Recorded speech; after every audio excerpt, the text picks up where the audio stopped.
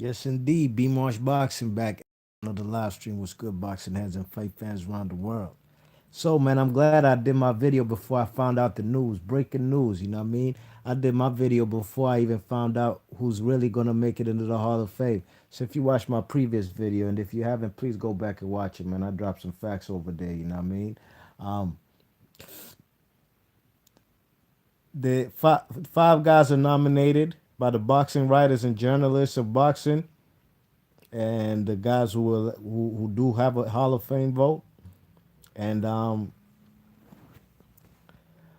three that made it, Julian Jackson, Buddy McGirt, and Donald Curry, man. Looks like the Hall of Fame went all 80s and 90s and mid 90s on us, you know what I mean? That's what they did over here, you know what I'm saying? You know, I'm not mad at their selection, to be honest, you know what I mean? You should go back and check my video and see who I thought should make it to the Hall of Fame, you know what I'm saying? And the top three guys I selected, I think they could have made it as well, too, but it's neither here nor there. I think these three guys, none of them are first ballot Hall of Famers, you know what I mean? They paid their dues, they've waited a while. They've definitely waited. You know, some guys have waited up to 20 years. You know what I mean? You know what I'm saying? Guys like Donald Curry, man, he's waited a long time for this. You know what I'm saying? Buddy McGirt, I'm surprised Buddy McGirt got in, but I knew he would make it eventually. You know what I mean? But I'm happy for these guys. You know what I'm saying? Donald Curry, two different division champion. You know what I'm saying? He beat fellas like Marlon Starling twice. You know what I'm saying? He beat that Japanese. Was he Japanese or Korean? Was he Japanese or Korean or Chinese? I think he was a Korean dude that he beat for the vacant WBA title that Ray Leonard had vacated when he retired. You know what I'm saying? He beat guys like Colin Jones from England, you know what I'm saying, a good fighter who had good fights with Milton McCory, you know what I mean?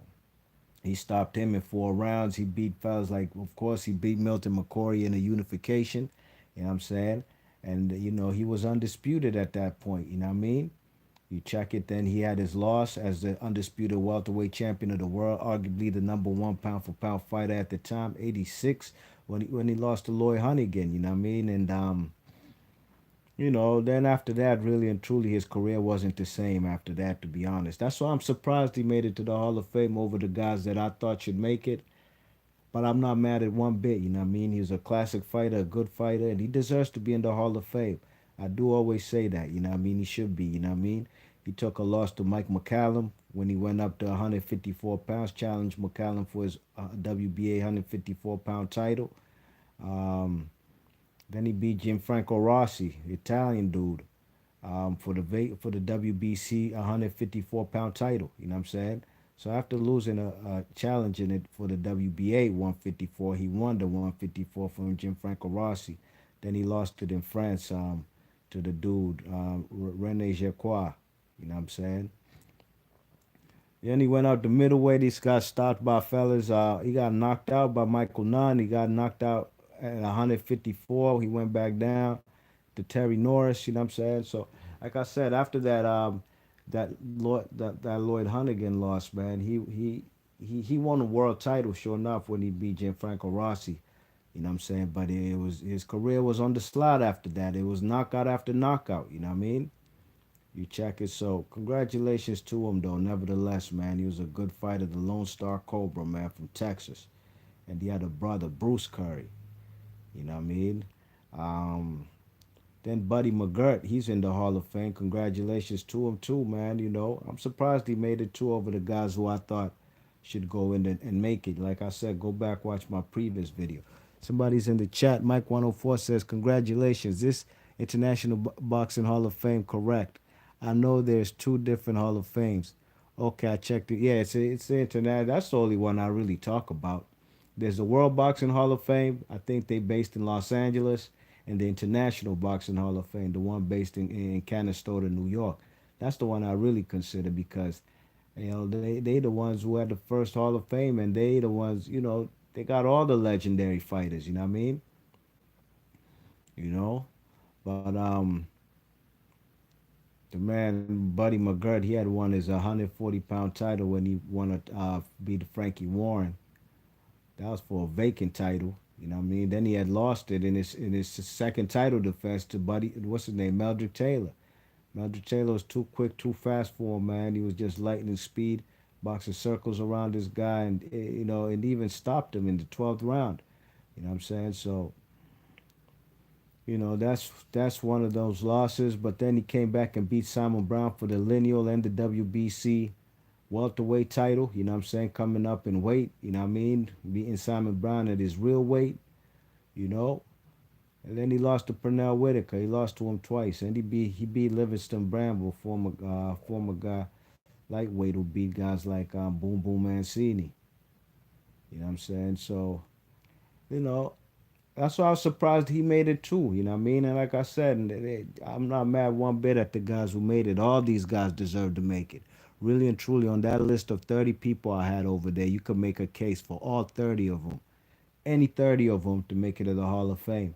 But I just thought some guys' resumes, title defenses, the guys that I had mentioned on my previous video, I thought they had more title defenses, better quality of opposition with wins, you know what I mean? Sure, yeah, and Buddy McGirt lost twice to Pernell Whitaker. It'd be great if he had won one. That'd make his case stronger, you know what I mean? But the Simon Brown victory was definitely to me, that was his best victory of his career, the Simon Brown victory when he beat Simon Brown.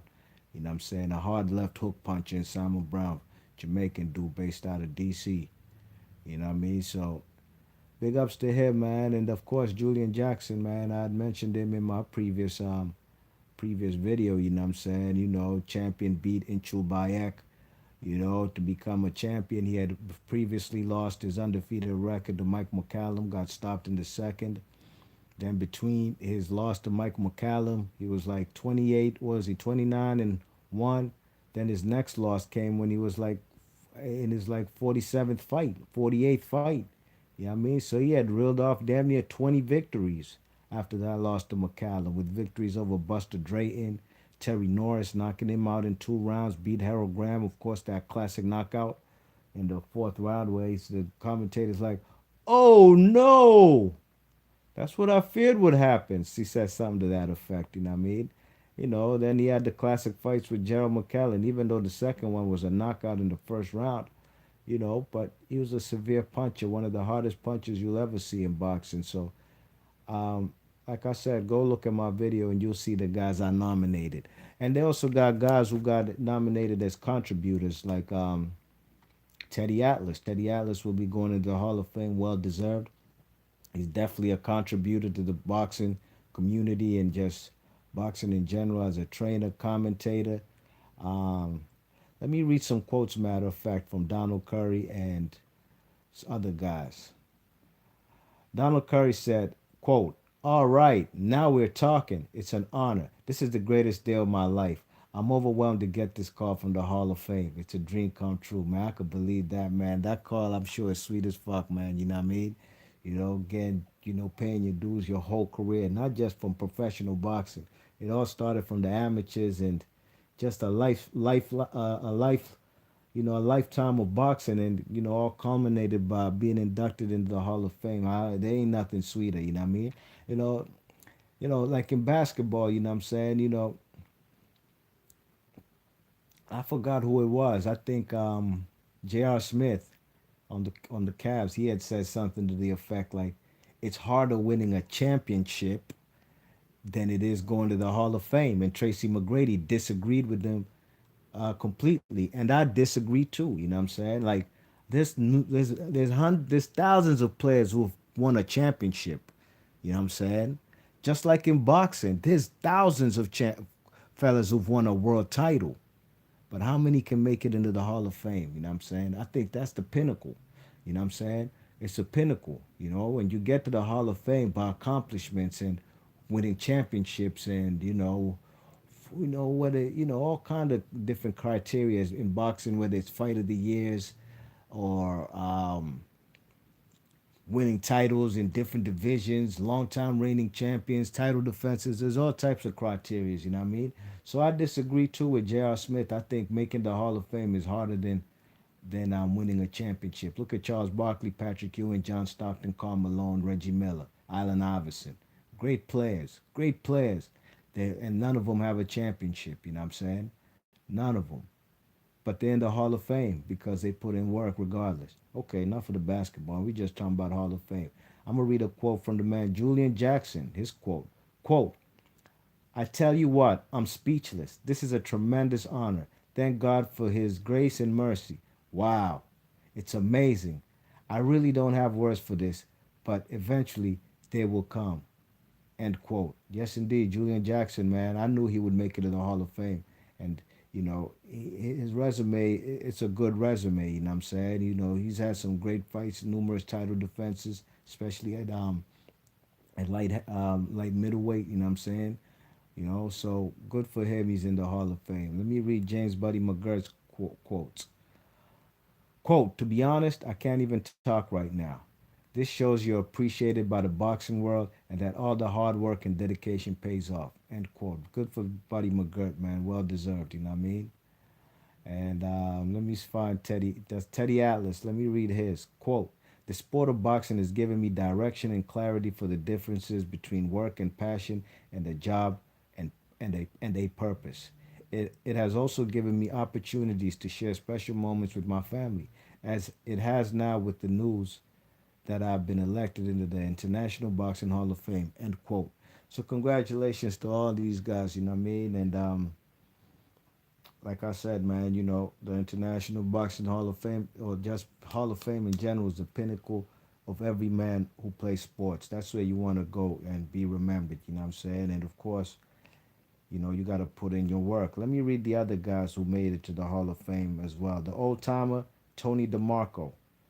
Contributors and other guys, Guy Jokras, Don Album, and Lee Samuels. I couldn't leave them out. I just wanted to name everybody who's going to make it to the class of 2019 Hall of Fame. B Marsh Boxing, leave your thoughts and comments. Let me know what you think about Buddy McGirt, Donald Curry, Teddy Atlas, and Julian Jackson making it to the Hall of Fame. B Marsh Boxing, I'm out of here. Peace.